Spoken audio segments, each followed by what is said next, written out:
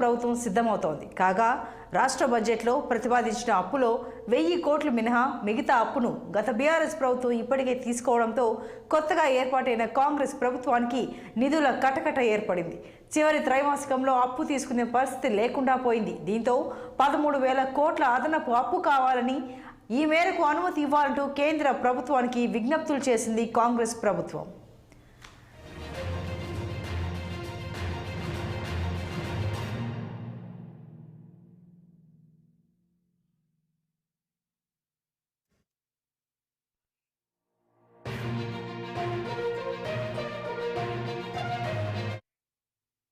ఇటీవల 2 సార్లు ఢిల్లీకి వెళ్లిన ముఖ్యమంత్రి రేవంత్ రెడ్డి ప్రధాని నరేంద్ర మోడీని, కేంద్ర ఆర్థిక మంత్రి నిర్మలా సీతారామన్ను కలిసి అదనపు అప్పు గురించి ప్రస్తావించారు.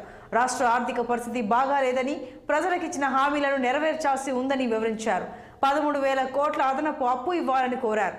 ఆర్బీఐ డిసెంబర్లో ప్రకటించిన అడ్వాన్స్డ్ క్యాలెండర్లోనూ తెలంగాణకు సంబంధించిన 13,000 కోట్ల వివరాలను వెల్లడించారు. అయితే రాష్ట్ర ఆర్థిక శాఖ అధికారులు మాత్రం బడ్జెట్లోని నికర, స్థూల అప్పుల వివరాలను సమగ్రంగా సమీక్షించి 15,000 కోట్ల అప్పు కావాలంటూ ఇటీవల కేంద్రానికి ప్రతిపాదించారు.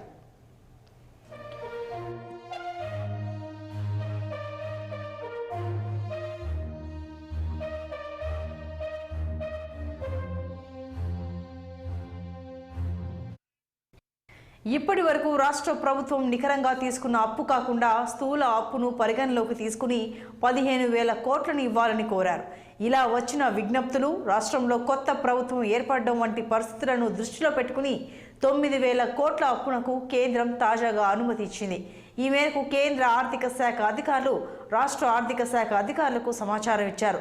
ఈ నెల 16న జరిగే ఆర్బీఐ వేలం పాటలో పాల్గొనవచ్చని సూచించారు. దీంతో రాష్ట్ర ప్రభుత్వం తొలి దశలో 1,000 కోట్ల అప్పు తీసుకునే అవకాశాలున్నాయి.